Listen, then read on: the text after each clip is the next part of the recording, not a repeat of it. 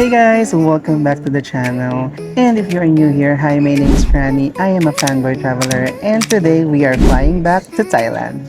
So today is August 26 and lilipad nga tayo pabalik sa Bangkok. And the reason for it is because manonood tayo ng Soto's 10th anniversary concert plus Gemini Art Venture concert. And speaking of concert, tawang-tawa ako kasi kanina walang masyadong tinanong sa akin sa I.O. Ang tinanong niya lang is, anong purpose ng travel mo? Tapos sabi ko po, manonood po ng concert. Sabi niya, concert? Sino magko-concert? Sabi niya, ayun na nga, tinanong niya, sino magko-concert? Sabi ko, ay mga Thai artist po, ganyan-ganyan. Tapos sabi niya, Thai artist? Sabi niya gano'n. Sino yung mga yan? Lalaki ba yung babae? Sabi ko, lalaki po, bading po ako. Hindi. Siyempre, hindi ko naman sinabing bading ako. Pero yun nga, sabi ko, mga lalaki po. Tapos, tingin lang din siya sa akin. Tapos natatawa lang din siya. Sabi niya, ganyan, ganyan. Ano yan? Mga boy band ba yan? Sabi niya, gano'n. Sabi ko, opo, gano'n. Parang gano'n na. Sabi, hindi ko sinabi ng mga artista, mga BL actors. Kasi syempre, baka hindi rin naman niya mag-gets kapag BL actors yung sinabi ko. So, kumaano na ako sa boy band. Kasi, ano naman si Gemini, di ba? Ano naman siya? T-pop artist naman siya. So, gano'n natin, di ba? Tapos hiningi niya yung concert ticket. Yan lang hiningi niya sa akin, yung concert ticket. So yun nga, naiintindihan mo ba ito? So ko, konti po, ganyan. So yun, tapos tinatakan niya na yung password. Kasi sabi niya gano'n. Ano yan, sabi niya, lahat ng travels mo, Thailand, no? Sabi ko, opo. Sabi niya, hindi ka nag-try ng iba. Sabi ko, nag-try po ka ng Taiwan once. O di ba, para kami nagchichikahan lang. Ayun, nawala yung kaba ko kasi, kinakabahan talaga ako guys. Kasi first time kong mag-travel na dineclare kong unemployed ako.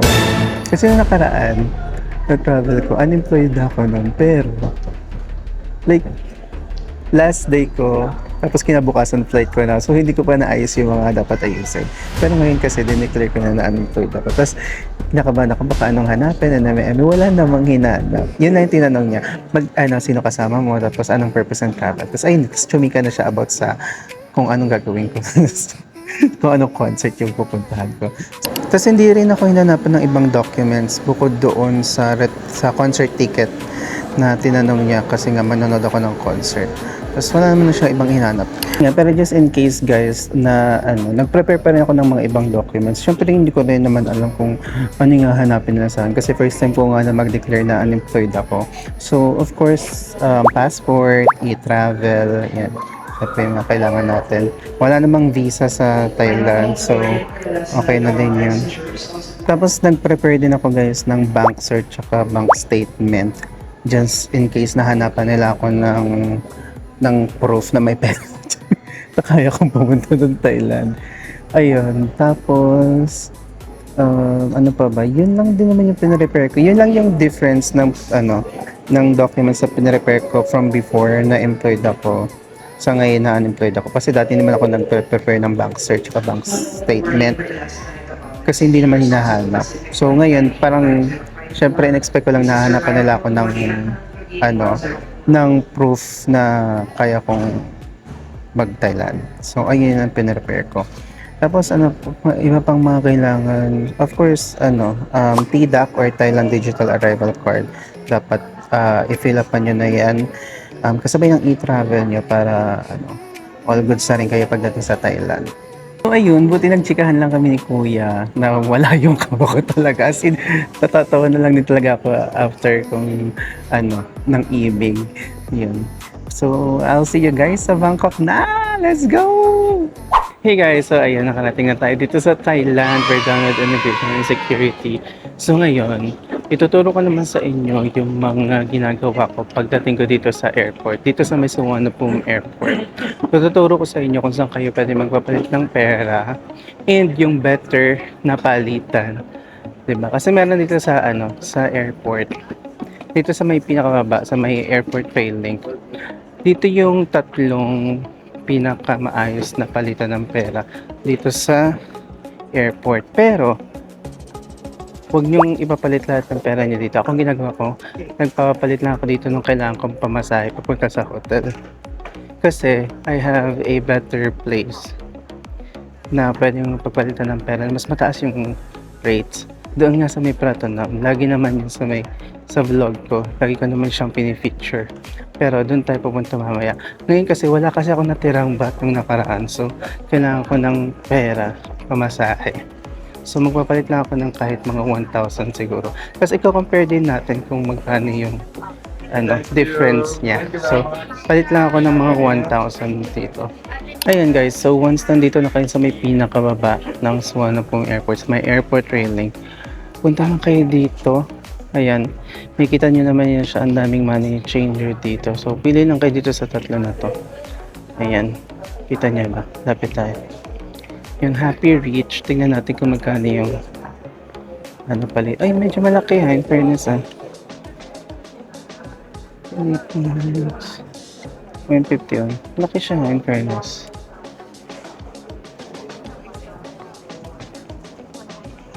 Tingnan natin dito sa kabila.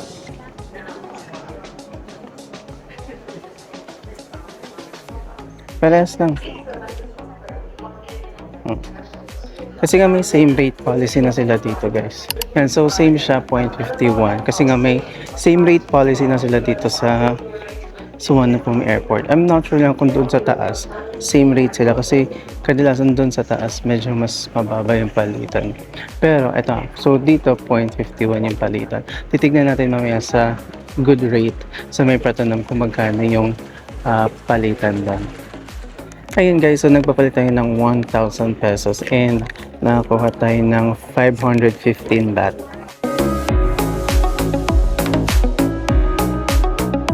Okay, ngayon bago tayo pumunta ng train station or ng ARL, kakain muna ako. Isa yun sa mga dahilan bakit ako nagpapalit ng pera kasi gusto kong kumain. Kasi yung barya ko dito, kasya naman siya ng pamasahe pang train hanggang Piatay. Tapos maglalakad na ako papuntang hotel. Pero kasi gusto kong kumain, so kaya ka nagpapalit ng pera. Meron ditong 7-Eleven sa may baba lang din. Dito lang din sa floor na to. Pero may tuturo ko sa inyo na murang kainan dito sa may Suvarnabhumi Airport.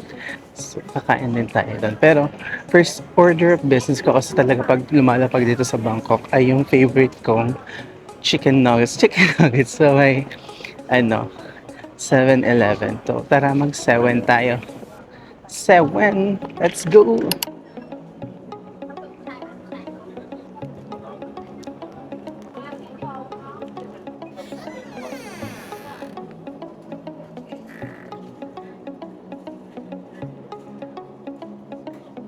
Okay, so we got my 7-Eleven goodies na. Ayan. So pupunta tayo doon sa sinasabi ko sa inyong murang kainan dito sa Suvarnabhumi Airport. Dito lang din yan sa baba. Pero dito sa may pinakadulo. If I can remember correctly. Pero malalaman natin. Alam ko dito lang yun. Or sa taas. Or a floor above ata. Pero basta may dulong left side siya. Let's go. Alam ko na feature ko na rin yun dati sa isa kong vlog. Tapos may TikTok na rin ata ako. Pero yan, dadalhin ko kayo sa murang kainan dito sa may Suvarnabhumi Airport. Ayun, kailangan nga nating umakyat. Hindi pala siya same floor ng airport railing. It's one floor above. So, tama.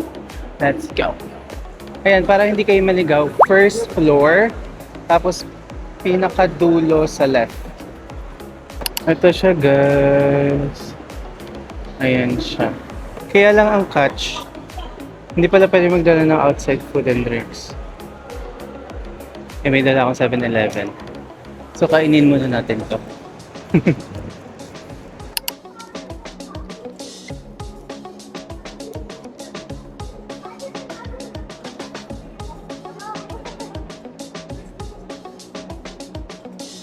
Kain tayo.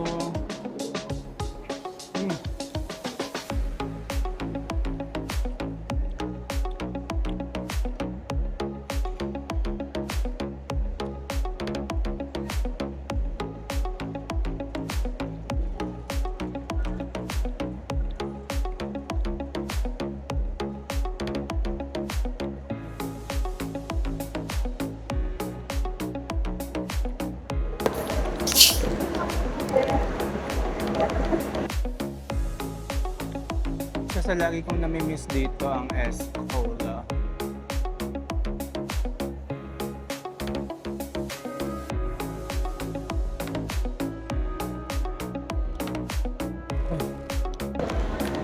Ang sarap.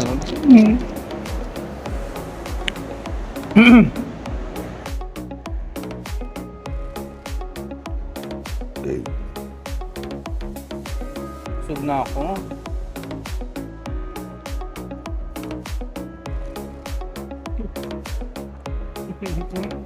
Namiss ko to sobra.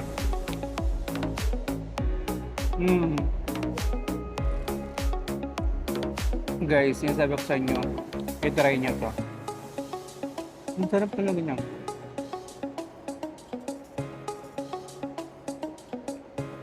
Guys, sorry na. Feeling ko hindi na ako makakapunta dun sa may Magic Food Point kasi nabusog na ako dun sa kinain ko. Basta, ayun. Pero I swear guys, kung naghahanap kayo ng murang makakainan dito sa Suvarnabhumi Airport, doon sa Magic Food Point, ang daming street foods, Thai street foods at sobrang mura ng mga pagkain doon. So, check nyo yon if ever na gusto nyong kumain dito sa may Suvarnabhumi Airport.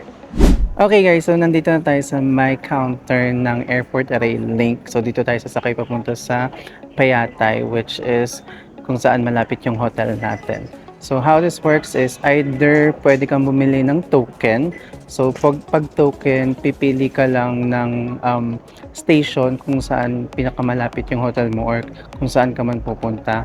And then second option mo is pwede kang gumamit ng credit or debit card.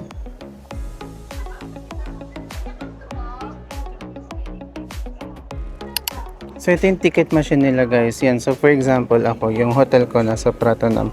Ang pinakamalapit na airport rail link doon ay yung Payatay. So Payatay yung pipiliin ko. Tapos token kung ilan ka, tapos mag-insert ka na lang ng money. Pero ako gagamit ako ng credit card ngayon. So tatry ko kasi yung Atomic ko kung gagana siya dito. I don't know what happened here, but some of the clips got recorded in slow-mo, so let me just do a voiceover. Here I am showing you a map guide if you want to go to these most visited places. If you want to go to Kausan Road, you can ride the ARL to Makasan and then transfer to MRT Blue Line to Samyot. And then if you want to go to Siam and Central World, you can ride the ARL up to Payatay and then transfer to the Sukhumvit line to Siam.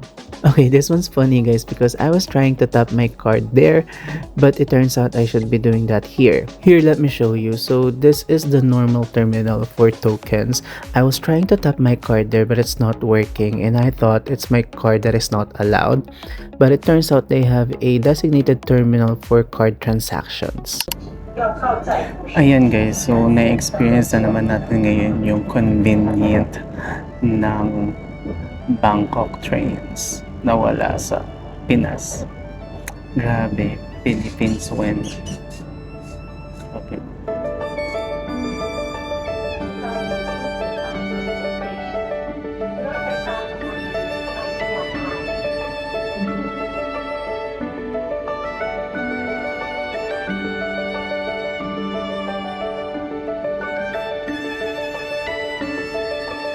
Hey guys, so nandito na ako sa hotel ko and it turns out na itong nabook ko na Spitze Hotel is iisa lang siya dun sa napagstayan ko na dati na Cubic Platinum Hostel.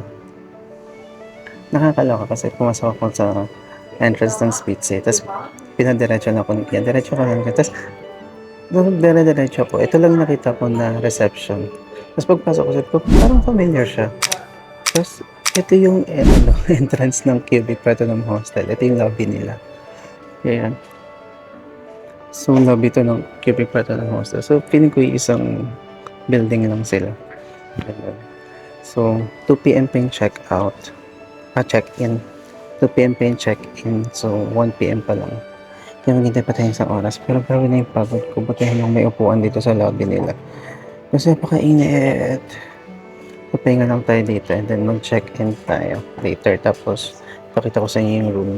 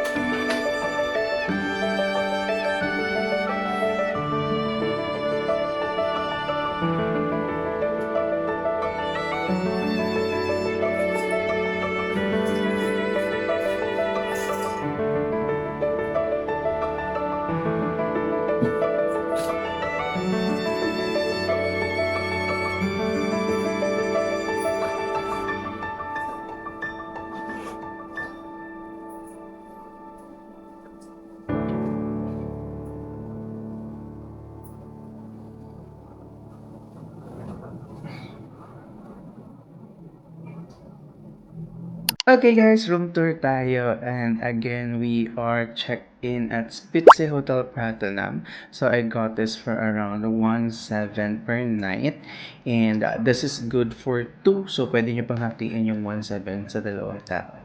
Ito ang door natin and ayan dito sa ating left side, meron tayong malaking countertop dyan, tissue box, may socket doon, nagcha-charge na ako.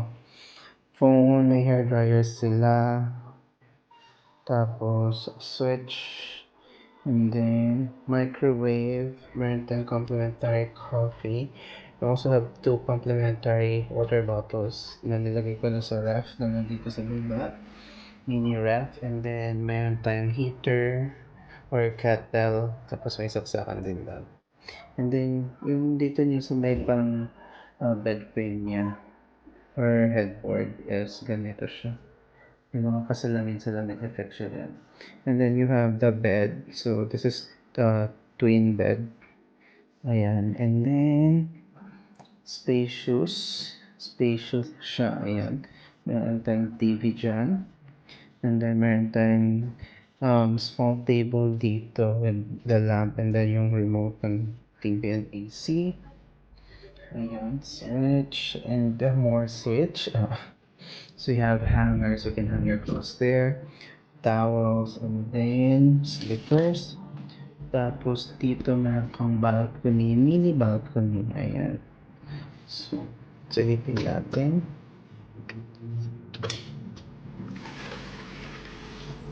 Ayan lang naman siya. Ano ka rin nasusunod? And then, this is our bathroom. Ayan. So, meron kang sink. Kasi iba ang dito ata. Eh, yan ang ilaw niyan. Yun na pala ilaw niya talaga. So, again, meron tayong sink dito. You have your mirror. And then, toilet bowl, may bidet. Perfect. Meron silang pa-shower cap and a toothbrush and toothpaste. Another mirror. Ang dami nilang mirror dito. And then, of course, your shower. Ayan, may hot and cold ka na. And meron ka na rin shower gel and shampoo.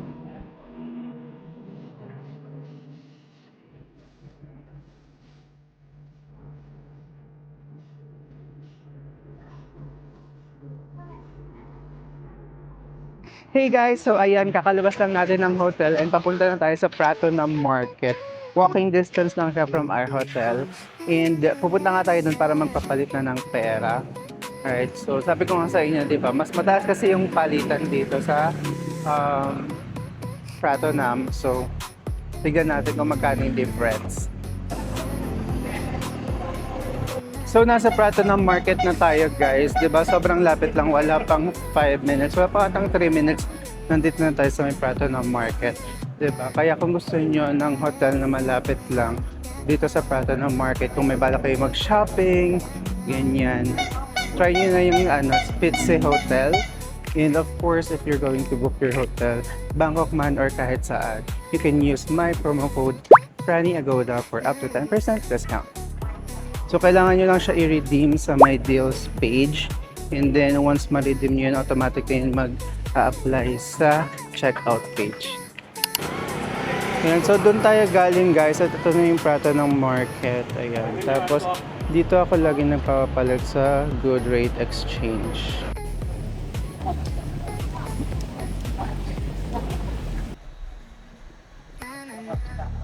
Ayan guys, so mas malaki nga siya. So kung dun sa airport it's 0.51, dito ay 0.53 ang palitan. Diba guys, so mas malaki talaga yung palitan doon. 0.51 versus 0.53. Medyo hindi siya malaking tignan kapag percentage. Yan, pero ang laking difference na nun guys kasi mga na yon, mga dito mga few hundred baht difference na yon. Diba? Malaking bagay na rin. So, kung gusto nyo ng gayahin yung ginagawa ko, ayun. So, if may pera naman kayo or may card, tapos malapit yung hotel nyo dito sa Pratunam, dito na kayo magpapalit. Huwag na doon sa airport. Okay, right now guys, naglalakad ako from Pratunam papuntang Siam kasi merong event yung Lycan mamayang 6 p.m. I think. So, puntahan natin.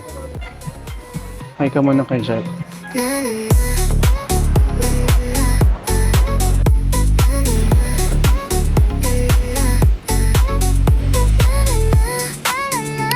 Guys, naglalakad ako papuntang Siam. Tapos may nadaanan akong parang something na event dito sa may Central World. Namumukhaan ko siya pero hindi ko makilala kung sino. So, tignan natin. Papakita ko sa inyo. Wait lang. ต้องบอกว่าโดยปกติก็เหมือนกันเขาจะไม่ค่อยเกี่ยวกับโฟกัสมันจะมีอยู่ไม่กี่รุ่นนะฮะคือส่วนใหญ่นะครับจะถามมุมมองนิดหนึ่งนะครับในฐานะที่เราก็เคยทำเรื่องของการกำกับเรื่องของการดูภาพนะครับสมมติว่าเราไป Ayan, umalis na din ako agad kasi 5 p.m. pala yung sa Lycan. 4:30 na. Tapos naalala ko na kung sino siya. Siya si Talay. Kasali siya sa Love of Silom. Si Mine. Diba? Sabi ko talaga namumukhaan ko siya. Sabi, namumukhaan ko, hindi ko lang maalala yung pangalan niya. Ayun. Sa Love of Silom ko siya nakita. Guys, I'm already here and I'm already seeing the amount of people waiting for Lycan. ผมว่ายังไม่ได้สตาร์ทค่ะยังไม่ได้แก้วนะคะแก้วเล็กสีเลยแบบนี้บอกเลยว่าเก็บความเย็นมาก I don't know if we'll get the chance to see them kasi ang dami ng tao. Pero let's see. Antayin natin. Wala pa naman sila.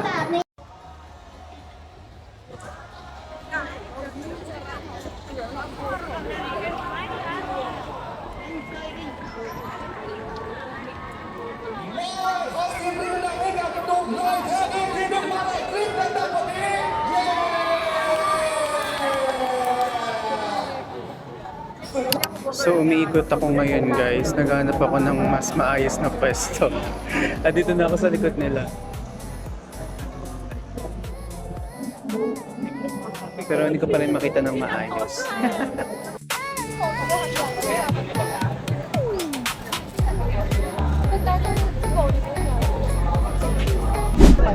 Guys, I'm here sa streets ng Siam Square. And may artista sa harapan ko.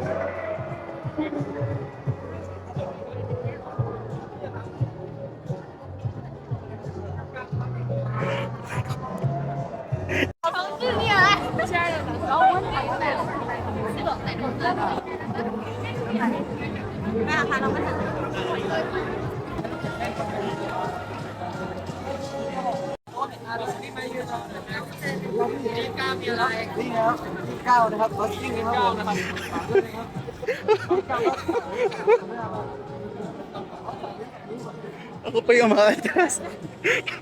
Ako pa yung maatras.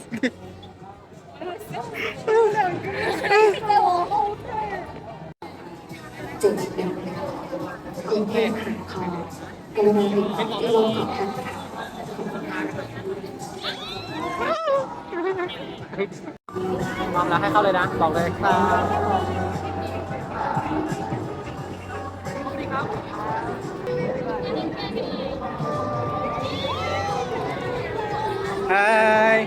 NJ, mabuhay from Philippines! Hi, Chok! Hi, mabuhay! Guys! Oh my God! Kaya lang nawala si Bok, kasi Pik, nakakaloka. Naloka ako doon, be! Inalisod ko yung event ng Lycan kasi nga hindi ko naman sila makita din. Tapos ang daming tao, walang makahanap ng magandang pwesto. Tapos pag alis ko, nakita ko naman yung artista ng Love Times 3. Nakakaloka. NJ Chok, siya pa Bokik. Tapos sobrang lapit. As in, sobrang lapit nila sa amin. Lalo na NJ Chok kasi sila yung lumapit sa amin. Tapos, ako pa yung napa-atras kasi sobrang lapit nila. Hindi ko kinaya. Nakakaloka. Grabe yan, grabe yan. Kaya I love Siam Square talaga. Ito talaga yung isa sa pinaka-paborito kong lugar dito sa Bangkok. Ayan. So maupo muna ako dito. Ayan. Gel Boys filming location yan.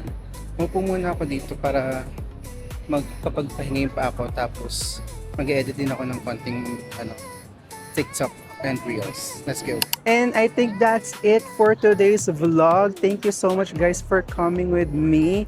Grabe yung plot twist ng araw na to. Hindi natin nakita ang Lycan up close, sadly. But meron namang nangyaring maganda, di ba? Nakita natin yung NJ Chok up close, like as in sobrang lapit. Nakakaloka, naloloka pa rin ako. Pero yun, I'm still here at Siam Square. I think maglalakad-lakad na ako dito or magpapahinga or kakain ng dinner, I don't know. Pero yun, I think that's it for today's vlog. And again, thank you so much for coming with me. And I'll see you guys on the next video. Bye-bye!